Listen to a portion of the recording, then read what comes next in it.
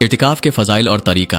एतिकाफ रमज़ान उल मुबारक के आखिरी अशरे में की जाने वाली एक अजीम इबादत है, जिसमें मुसलमान दुनियावी मामलात से कटकर मुकम्मल तौर पर अल्लाह की इबादत में मशगूल हो जाता है। ये सुन्नती नबवी है और कुर्ब इलाही का बेहतरीन जरिया है। एतिकाफ के फ़ज़ाइल। नबी करीम सल्लल्लाहु अलैहि वसल्लम का हमेशा एतिकाफ करना। हज़रत आयशा रज़ी अल्लाहु अन्हा फरमाती हैं कि नबी करीम सल्लल्लाहु अलैहि वसल्लम रमज़ान के आखिरी अशरे में हमेशा एतिकाफ करते थे, यहाँ तक कि आपका विसाल हो गया।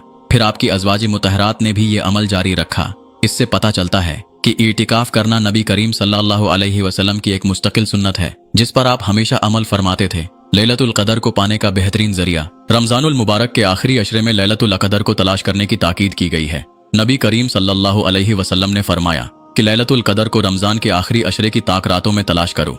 जो शख्स एतिकाफ में होता है वो पूरे अशरे में मस्जिद में इबादत करता रहता है, जिससे उसके हमेशा के लिए लैलतुल क़दर पाने के इम्कानात बहुत ज्यादा बढ़ जाते हैं। गुनाहों की मग़फ़िरत और नेकियों में इजाफा। नबी करीम सल्लल्लाहु अलैहि वसल्लम ने फरमाया कि जो शख्स अल्लाह की रज़ा के लिए एक दिन का एतिकाफ करता है, अल्लाह ताला उसके और जहन्नम के दरमियान 3 खंदकों जितना फासला पैदा कर देता है, और हर खंदक मशरिक व मगरिब के दरमियानी फासले से भी ज्यादा वसिया है।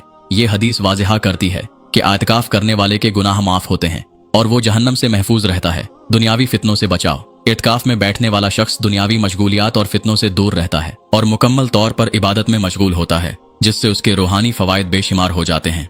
अल्लाह की मोहब्बत और क़रबत। हदीस कुदसी में अल्लाह ताला फरमाते हैं कि मेरा बंदा नवाफिल के जरिए मेरा कुर्ब हासिल करता रहता है, यहाँ तक कि मैं उससे मोहब्बत करने लगता हूँ।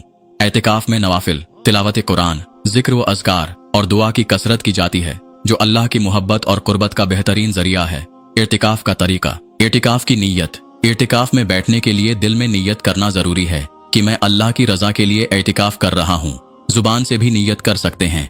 नवैतुल एतिकाफ फी हज़िहिल मस्जिद लिल्लाहि ताली, यानी मैंने इस मस्जिद में अल्लाह ताला के लिए एतिकाफ की नीयत की। एतिकाफ की मुद्दत। सुन्नती एतिकाफ। रमजान के आखिरी अशरे का एतिकाफ, जो 20 रमजान की मगरिब से शुरू होकर 30 रमजान का चांद नजर आने तक रहता है। वाजिबी एतिकाफ। अगर किसी ने नजर मानी हो कि मैं अल्लाह के लिए इतने दिन एतिकाफ करूंगा, तो उसकी पाबंदी जरूरी है। नफल एतिकाफ। कोई भी शख्स किसी भी वक्त मस्जिद में एतिकाफ की नीयत से बैठ सकता है, चाहे चंद घंटों के लिए हो। एतिकाफ के दौरान करने वाले अमाल। 5 वक्त की नमाज बाजमाइत पढ़ना, कुरान की तिलावत और इस पर गौर व फिक्र करना, नवाफिल अदा करना, खास तौर पर तहज्जुद, इशराक, चाश्त और अवाबीन। कसरत से इस्तग़फ़ार और दरूद शरीफ पढ़ना, दुआएं मांगना, खसूसन लैलतुल क़दर की दुआ, अल्लाहुम्मा इन्नका अफ़ुव्वुन तुहिब्बुल अफ़्व फ़अफ़ु अन्नी। ए अल्लाह, तू माफ करने वाला है, माफी को पसंद करता है, बस मुझे माफ फरमा दे।